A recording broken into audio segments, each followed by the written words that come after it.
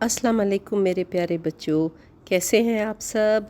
میرے بچوں، میں آج آپ لوگوں کے لیے لالا اور اس کے ایک بیمار دوست کی کہانی لائی ہوں۔ لالا ایک بہت پیاری سی بچی ہے۔ اس کا پورا نام تو معلوم نہیں تھا، مگر اب تو یوں سمجھو کہ اس کا اصلی نام ہی یہی تھا۔ وہ دو چیزوں کی شوقین تھی، ایک کتابیں پڑھنا اور دوسرا باغوں میں جا کر کھیلنا۔ لالا کو پھول، پیڑ، گھاس، پتے سب بہت اچھے لگتے تھے۔ گرینری اسے بہت پسند تھی۔ لالا کے اسکول میں ایک بہت خوبصورت درخت تھا، بہت بڑا، سائے دار۔ اس کے ہرے ہرے پتے جب ہوا کے ساتھ جھومتے تو بہت اچھا لگتا تھا۔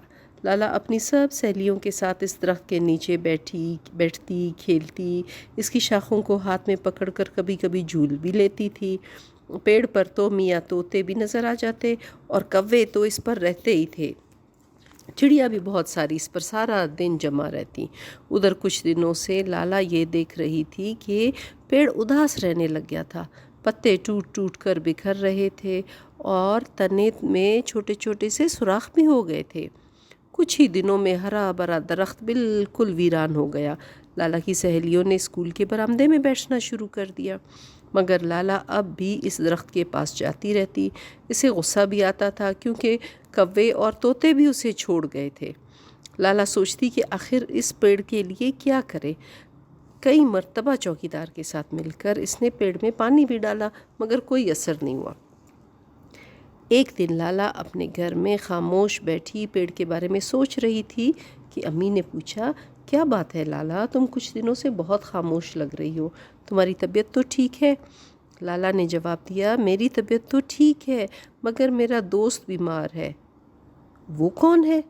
امی نے کہا، میرے اسکول کا درخت۔ دیکھتے ہی دیکھتے وہ بیچارہ بالکل سوکھ گیا، نہ پتے رہے، نہ ہری ہری ڈالیاں رہیں، بس کچھ سوکھی سوکھی شاخیں لٹک رہی ہیں۔ امی ہنس پڑی اور بولی، بلا یہ بھی کوئی پریشانی کی بات ہے؟ میں تو سمجھی کہ تمہارے حساب میں نمبر کم آئے ہیں، پیپر میں شاید فیل ہو گئی ہو، اس لیے اداس بیٹھی ہو۔ چلو کچھ ایسا کرتے ہیں، کل میں اور تم اسکول جائیں گے اور رستے سے دادا جان کو بھی لے کے جائیں گے۔ مگر امی، دادا جان تو انسانوں کے ڈاکٹر ہیں، تو کیا ہوا؟ تم دیکھتی نہیں وہ اپنے گھر کے درختوں پر کتنی محنت کرتے ہیں؟ امی نے جواب دیا۔ پھر وہی ہوا جو امی نے کہا تھا۔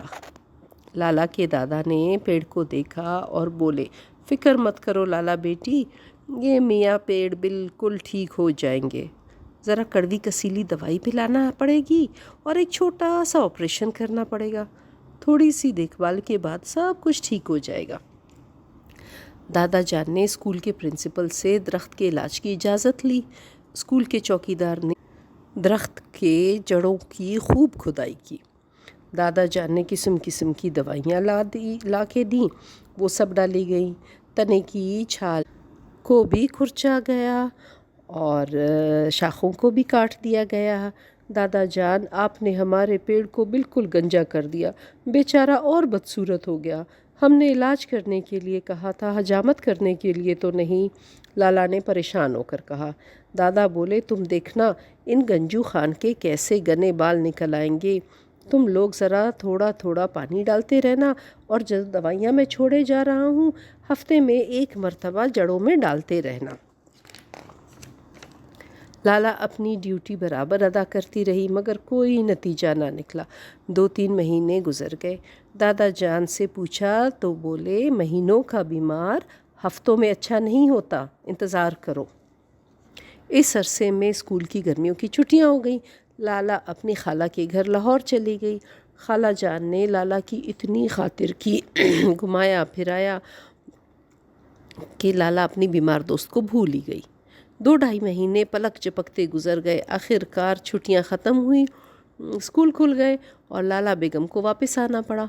جب لالا پہلے دن اسکول جا رہی تھی تو اسکول کی بس میں بیٹھتے بیٹھتے ایک دم اسے خیال آیا کہ نہ جانے میرا بیمار دوست کیسا ہوگا۔ اسکول میں داخل ہوتے ہی لالا نے ڈرتے ڈرتے درخت کو دیکھا۔ ارے وہاں تو ہری ہری شاخیں لہلہا رہی تھیں، زیادہ بڑی نہیں تھیں مگر تھیں تو۔ میاں کوے بھی آ گئے تھے، طوطے بھی ایک چھوٹی سی شاخ پر بیٹھ کے ٹیں ٹیں کر رہے تھے۔ لالا نے پیڑ کے قریب جا کر تنے کو آہستہ سے چھوا تو اسے ایسے لگا جیسے اس پیڑ نے کہا ہو کہ لالا تمہارا بہت بہت شکریہ، تم نے میری جان بچائی۔ پیارے بچوں، اپنے ارد گرد نظر رکھیں، شاید آپ کو بھی کوئی سوکھا ہوا درخت ملے، اس کا بھی اسی طرح خیال رکھیں، اس کو بھی دیکھیں کوئی پانی دینے والا نہیں ہے، تھوڑا تھوڑا کر کے اس میں بھی پانی ڈال دیا کریں۔ ٹھیک ہے میرے بچوں، اپنا بہت خیال رکھیے گا، سٹوری کو لائک کیجیے گا، چینل کو سبسکرائب کیجیے گا۔ میری طرف سے اللہ حافظ۔